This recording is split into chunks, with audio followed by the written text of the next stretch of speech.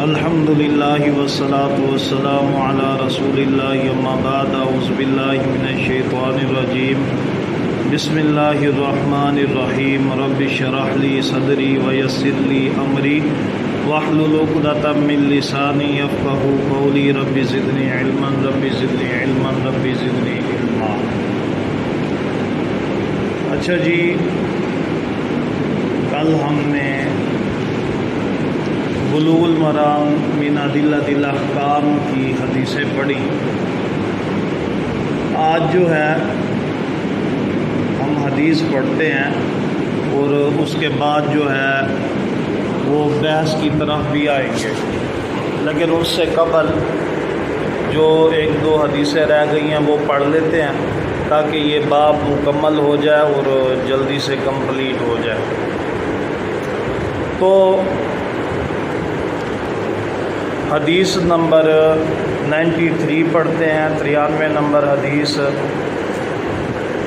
وعنہا رضی اللہ عنہا، سیدہ عائشہ رضی اللہ تعالی عنہا سے روایت ہے، وہ کہتی ہے کہ ان النبی صلی اللہ علیہ وآلہ وسلم کان اذا خرج من الغائط قال،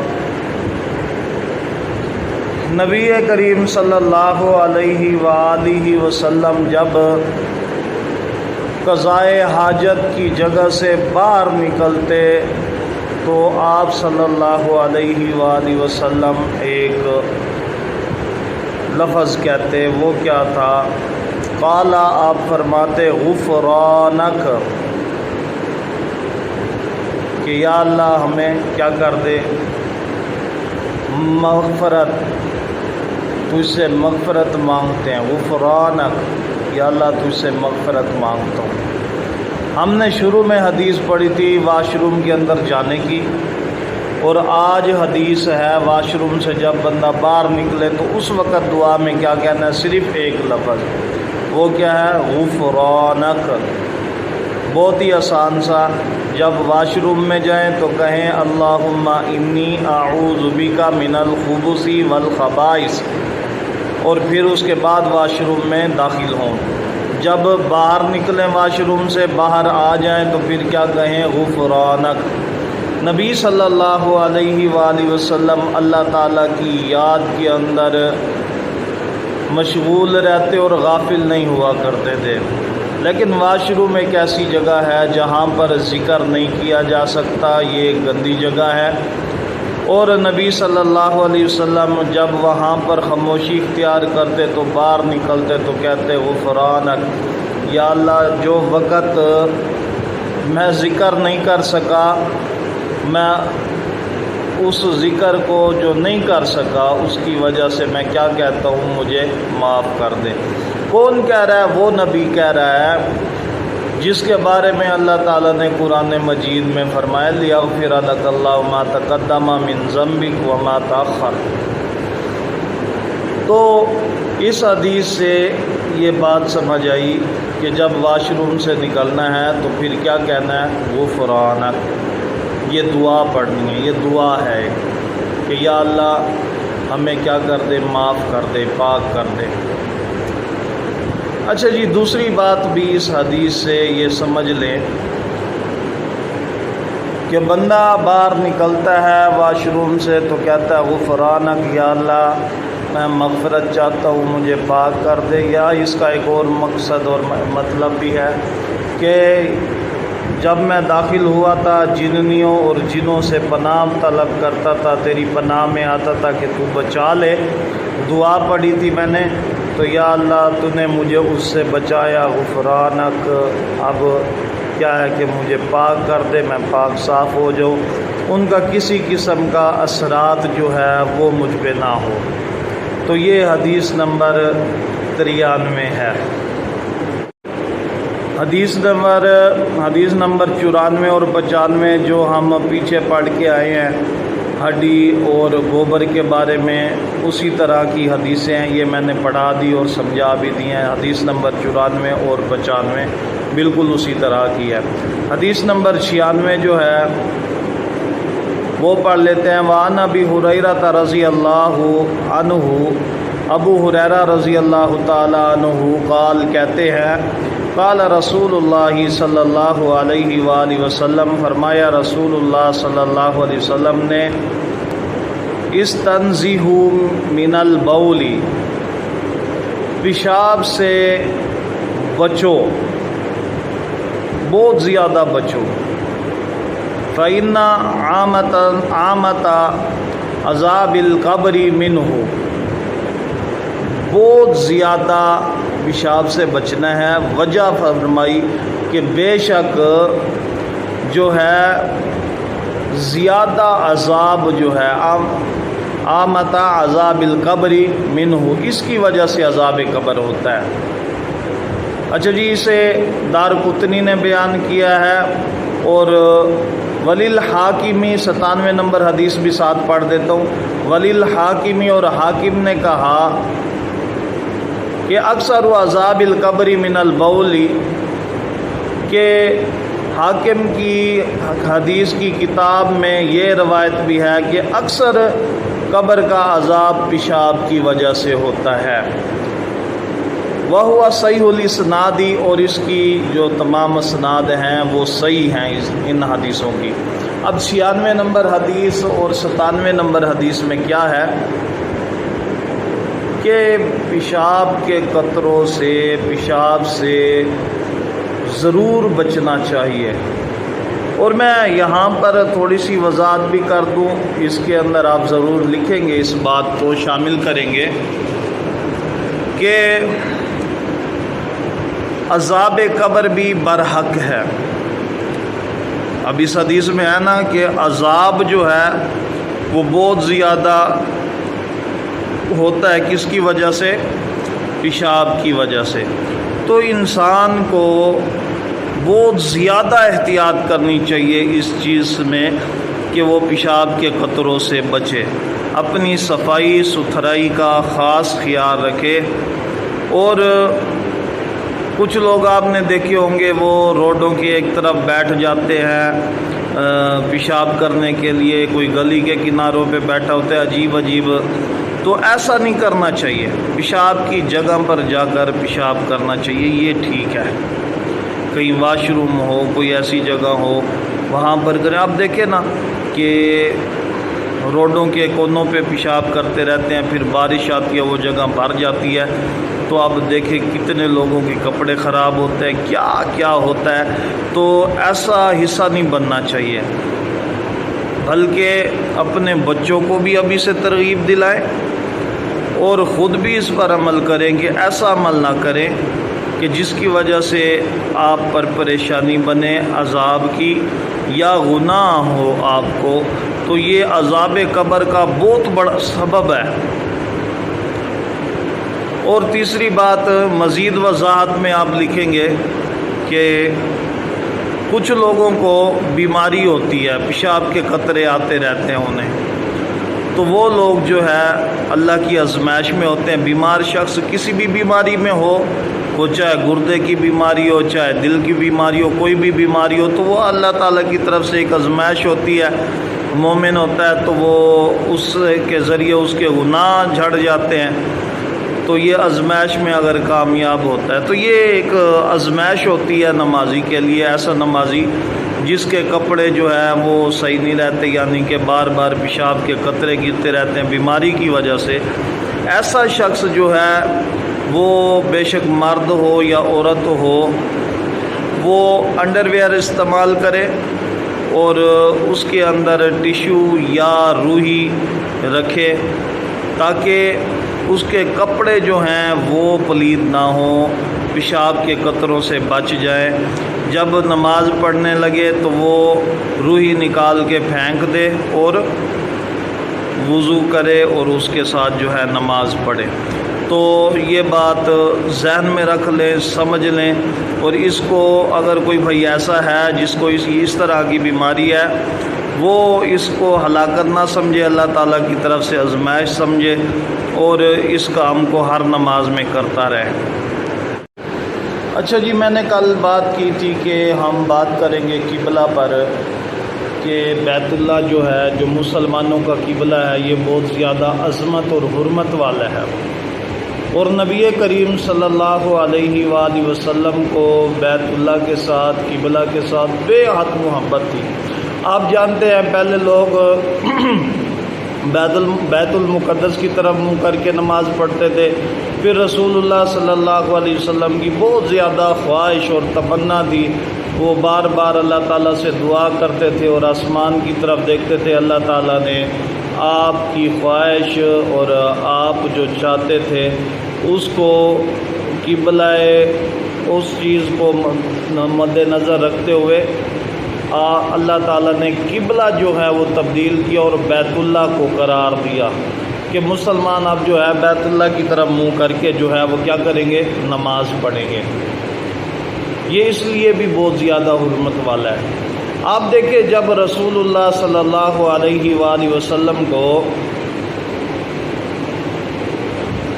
نکالا جا رہا تھا مکہ کے اندر سے، جب مشرکین کی طرف سے بہت زیادہ تنگی پیش آئی، صحابہ کرام رضوان اللہ علیہم اجمعین پر وہ بہت زیادہ ظلم ڈھانے لگے، تو اللہ کے نبی صلی اللہ علیہ وسلم نے ہجرت کا حکم دیا اور آخر میں آپ نے بھی ہجرت کی، اور آپ صلی اللہ علیہ وسلم بیت اللہ کی طرف دیکھتے تھے اور کہتے تھے بیت اللہ تجھے چھوڑنے کا دل تو نہیں کرتا، مگر یہاں کے لوگ جو ہیں وہ ظالم ہیں، وہ مجھے رہنے نہیں دیتے۔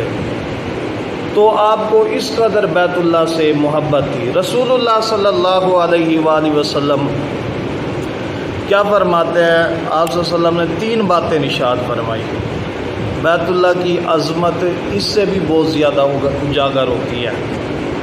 آپ صلی اللہ علیہ وسلم نے فرمایا جو شخص ہمارے ذبح کو ذبح سمجھتا ہے اور کھاتا ہے، جو چیز ہم ذبح کرتے ہیں اور وہ ہمارا ذبیحہ کھاتا ہے، دوسری چیز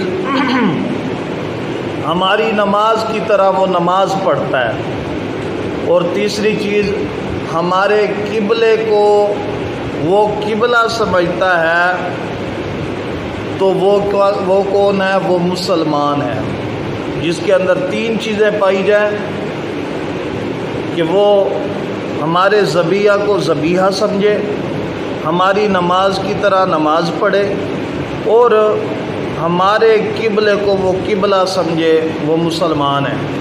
آج پوری دنیا کا کفر اٹھا کے دیکھ لے، ہر کافر کی یہ تو خواہش ہوگی کہ بیت اللہ پر چڑھائی کر دی جائے، اس مکہ اور مدینہ کو مسلمانوں سے چھڑا کر ہم اپنے قبضے میں لے لیں۔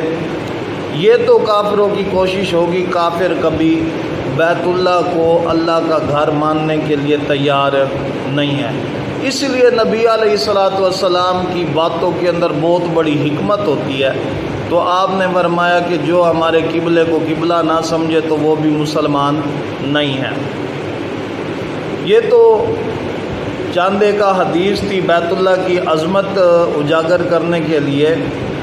نبی صلی اللہ علیہ وآلہ وسلم نے مسجد کے اندر قبلے کی طرف جو دیوار تھی اس پر تھوکا ہوا دیکھا، تو رسول اللہ صلی اللہ علیہ وسلم نے اپنے ہاتھ سے کسی چیز کو اٹھا کر اسے کھچور کر باہر پھینکا اور فرمایا یہ کیا ہے؟ صحابہ کرام نے کہا فلاں بندہ جو ہے یا فلاں امام جو ہے اس نے یہ کیا ہے۔ رسول اللہ صلی اللہ علیہ وسلم نے فرمایا اسے امامت سے فوری معزول کر دو۔ بیت اللہ کی طرف تھوکنا منع ہے، یہ بات بھی یاد رکھے۔ بیت اللہ اتنا عظمت والا ہے کہ آپ کو اگر معلوم ہے بیت اللہ کس طرف ہے، ڈائریکشن کس طرف ہے، تو آپ اس طرف کیا ہے تھوک بھی نہیں سکتے۔ دوسری بات، بیت اللہ کی طرف نہ منہ کر سکتے ہیں اور نہ پیٹ کر سکتے ہیں، یہ بھی بالکل منع ہے۔ تیسری بات، بھائی نے سوال کیا تھا قادر بخش صاحب نے، کیا بیت اللہ کی طرف ٹانگیں کر سکتے ہیں یا ہمارے گھروں کے اندر جو چارپائیاں وغیرہ رکھی جاتی ہے وہ اس لحاظ سے اس طریقے سے رکھی جاتی ہے کہ ان کے پاؤں جو ہیں وہ قبلے کی طرف نہ ہوں۔ تو بھائی ہر ممکن کوشش کریں، ضروری نہیں کہ حدیث کے اندر ایک ایک چیز آئے۔ اگر رسول اللہ صلی اللہ علیہ وسلم نے صرف تھوکنا ہی منع کر دیا ہے نا تو بیت اللہ کی عظمت اجاگر ہو گئی ہے۔ اگر نبی صلی اللہ علیہ وسلم نے بیت اللہ کی طرف منہ کر کے پیشاب کرنا یا پیٹ کر کے پیشاب کرنے سے منع کیا ہے تو بیت اللہ کی عظمت جو ہے وہ اجاگر ہو گئی ہے۔ اسی طرح آپ سلسلۃ الصحیحہ علامہ البانی رحمۃ اللہ علیہ کی اٹھا کے دیکھیں گے، نبی صلی اللہ علیہ وسلم نے فرمایا جو شخص قبلے کی طرف تھوکتا ہے قیامت کے روز اس کی دونوں آنکھوں کے درمیان جو ہے اس کے تھوک کو جمع کر دیا جائے گا، یہ اس حالت میں آئے گا۔ تو بیت اللہ کی عظمت توقیر جو ہے وہ مسلمان لازم ملحوظ خاطر رکھے، اپنے پاؤں خواہ مخواہ اس طرف نہ کرے، فتنے کا سبب نہ بنے۔ ہمارے لوگ جو ہے وہ فتنے کا سبب بن جاتے ہیں، کہتے ہیں حدیث میں تو ایسا نہیں ہے۔ او بھائی کتنی حدیثیں ہیں جس میں بیت اللہ کی عظمت اجاگر کی جا رہی ہے۔ آپ کی ماں بیٹھی ہو، آپ کے والد بیٹھے ہو، آپ اپنے ماں کی طرف والد کی طرف پاؤں کرنا گوارا نہیں کرتے، کہتے ہیں یار یہ بے ادبی ہے۔ کیوں؟ حدیث میں منع ہے، نہیں منع کرو، نہیں کرتے کیونکہ ادب نہیں ہے، لوگ کیا کہیں گے۔ تو اسی طرح بیت اللہ اللہ تعالیٰ کا عظیم گھر ہے، اس کی طرف میں کم از کم یہ فتویٰ نہیں دے سکتا اور نہ میں کہوں گا کہ دوسرے لوگوں کے دلوں کے اندر تمہارے لیے تنگ دلی پیدا ہو اور وہ تمہاری بات بھی نہ سنیں۔ تو بیت اللہ کی عظمت اور توقیر اس کو ملحوظ خاطر لازمی رکھیں، حتیٰ الامکان کوشش کریں کہ آپ اس طرح چار پہیاں ڈالیں کہ آپ کے پاؤں جو ہے وہ بیت اللہ کی طرف نہ ہوں۔ یہ بات یقیناً آپ کو سمجھ آ چکی ہوگی۔ اب آتے ہیں ایک اور مسئلے کی طرف، وہ بھی آپ سن لیں۔ اچھا جی، وہ مسئلہ یہ ہے کہ بیت اللہ کی طرف منہ کرنا یا پیٹ کرنا کیا کہیں پہ جائز ہے قضاء حاجت کرتے ہوئے، یا کسی پریشانی کے سبب یا کوئی شرعی عذر کی وجہ سے کیا بندہ ایسا کر سکتا ہے؟ تو اس کو بھی میں آپ کے سامنے رکھ دیتا ہوں، کیونکہ دین بڑا آسان ہے۔ ایسا نہ ہو کہ آپ کسی ایسی مجبوری کے اندر پھنسے ہوئے ہوں کہ آپ ایسی ڈائریکشن پر ہوں کہ آپ سیدھی طرف منہ کرنے کے علاوہ آپ کے پاس کوئی چارہ نہ ہو، تو پھر کیا کیا جائے؟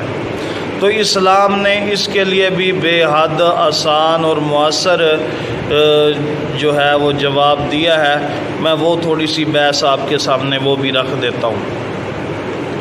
دیکھیے، لیکن اس بات کو میں بار بار کہہ رہا ہوں، اس بات کو بامر مجبوری انسان مجبور ہو جاتا ہے نا، جیسے انسان مجبور ہوتا ہے، وہ حاکم ظالم ہو اس کے سامنے کھڑا ہو تو اسے اجازت ہے کہ وہ جھوٹ بول لے، کہ میں مسلمان ہی نہیں ہوں، تو کچھ نہیں ہوتا۔ اسلام کہتا ہے کچھ نہیں ہوتا۔ اگر بامر مجبوری آپ کے پاس کھانے کے لیے کچھ نہیں ہے نا، آپ حرام کھا لیتے ہیں، تھوڑا سا کھا لیتے ہیں اتنا جس سے آپ کی جان بچ جائے، تو اسلام کہتا ہے ٹھیک ہے، یہ جائز ہے۔ بعض اوقات جگہ کی نوعیت کی وجہ سے فتویٰ چینج بھی ہو جاتا ہوتا ہے۔ تو اب اس طرف میں آنا چاہتا ہوں، یہ بھی آپ کو بتلا دوں کہ اگر ایسی کوئی مجبوری ہو کہ آپ کے پاس ڈائریکشن ایسی کوئی نہیں ہے کہ آپ کس طرح منہ کر کے پیشاب کریں، مثال کے طور پر اگر آپ صحرا کے اندر ہیں، یہ بات یاد رکھیں، اگر آپ صحرا کے اندر ہیں، صحرا کہتے ہیں کہ آپ کے آگے آڑ کوئی بھی نہیں ہے، چھپنے کی جگہ کوئی بھی نہیں ہے۔ اسلام نے کہا، ہم حدیثیں پڑھ کے آ چکے ہیں کہ چھپنا ضروری ہے، اپنے صدر کو چھپانا ضروری ہے۔ اب صحرا ہے، کھلا صحرا ہے، کوئی جگہ نہیں ہے، تو صحرا کے اندر آپ جانتے ہیں کہ نہ کوئی دیوار ہوتی ہے، نہ کوئی آڑ ہوتی ہے، ایسا کچھ بھی نہیں ہے۔ اگر آڑ وغیرہ کچھ بھی نہیں ہے تو وہاں پر ہر حال کے اندر قبلے کی طرف نہ منہ کرنا ہے، نہ پیٹ کرنی ہے۔ یاد رکھ لیں اس میرے مسئلے کو، کوئی بھی آپ سے پوچھے مسئلہ مکمل سمجھانے کی کوشش کیا کریں۔ صحرا کے اندر جب آپ کے آگے آڑ کوئی نہیں ہے، جب آپ کے آگے کوئی دیوار نہیں ہے، کوئی درخت نہیں ہے، کچھ بھی نہیں ہے، تو ہر حال کے اندر قبلے کی طرف منہ کرنا نہیں ہے۔ دوسری بات، یہ جو آڑ ہوتی ہے نا، یہ بہت بڑی چیز ہوتی ہے۔ جیسے مثال کے طور پر ہم لوگ نماز پڑھتے ہیں، نماز کے اندر جو ہے نماز سے پہلے اپنے سر کے سامنے کوئی چیز رکھتے ہیں جو 1.5 فٹ 2 فٹ لمبی ہو، جسے سترہ کہا جاتا ہے، وہ رکھتے ہیں۔ پھر یہ میں نماز پڑھنے آگے میں نے سترہ رکھ دیا ہے، اب اس سترے کے آگے سے کوئی بھی گزرتا رہے تو کوئی مسئلہ نہیں ہوگا۔ اگر سترہ ہٹا لیا جائے تو پھر نماز کے اندر خلل پیدا ہو جائے گا، آڑ ہونا لازمی ہے۔ تو یہ بات یاد رکھیں کہ اگر آڑ موجود ہے، آپ واش روم میں ہیں اور اس کی کوئی ترتیب نہیں ہے، واش روم کی ترتیب نہیں بن سکی، تو اگر آپ کی پیٹھ قبلے کی طرف ہے لیکن آڑ ہے، چاروں اطراف سے دیوار ہے، آڑ ہے، چاروں طرف سے دیوار ہے، پیٹھ ہو جائے، منہ ہو جائے، تو پھر کوئی اس کے اندر وہ گناہ والی بات نہیں ہے۔ اس کی دلیل بھی ہے، میں ایسے نہیں کہہ رہا۔ عبداللہ ابن عمر رضی اللہ تعالیٰ عنہ روایت کرتے ہیں، کہتے ہیں کہ ام سلمہ رضی اللہ تعالیٰ عنہ نے کوئی کام بھیجا چھت کے اوپر، تو چھت کے اوپر وہ چڑھے، وہ کہتے ہیں کہ میں چھت پہ چڑھا تو اچانک میری نظر پڑی، اچانک جس طرح نظر پڑ جاتی ہے، تو رسول اللہ صلی اللہ علیہ وسلم قضائے حاجت کے لیے بیٹھے تھے واش روم میں، اس کی دیواریں تھیں، چھت نہیں تھی، تو آپ کی پیٹھ جو ہے وہ قبلے کی طرف تھی۔ تو جب اس وقت بہرحال آپ صلی اللہ علیہ وسلم بیمار بھی تھے، یہ بھی یاد رکھیں، تو جب مجبوری ہو حتیٰ الامکان کوشش کریں کہ قبلے کی طرف منہ بھی نہ ہو، پیٹھ بھی نہ ہو، لیکن ایسی مجبوری آن پڑتی ہے، جیسے میں نے پہلے مثالیں دے دی ہیں، قرآن سے دے دی ہیں اور حدیث سے دے دی ہیں کہ اگر مجبوری ہو بندہ حرام بھی کھا سکتا ہے۔ تو اگر ایسی مجبوری بن جائے تو اگر آڑ والا کمرہ ہو، واش روم بنا ہوا ہو، تو اس کے اندر اگر قضائے حاجت کی جائے اور بامر مجبوری اپنی پیٹھ جو ہے وہ قبلہ کی طرف اس کی ہو جائے یا اس کا منہ ہو جائے، تو اس کے اندر انشاءاللہ کوئی حرج نہیں ہے، یعنی کہ اس پر کوئی گناہ نہیں ہے۔ لیکن اس کو مستقل اپنا لینا یہ ٹھیک نہیں ہے، اس کو مستقل اپنانا اسے میں جائز نہیں سمجھتا۔ تو ایسا کبھی ہو جائے تو کوئی اس کے اندر انشاءاللہ مذائقہ نہیں ہے، اللہ تعالیٰ معاف فرمائے گا۔ تو بامر مجبوری ایسا کر سکتا ہے بندہ۔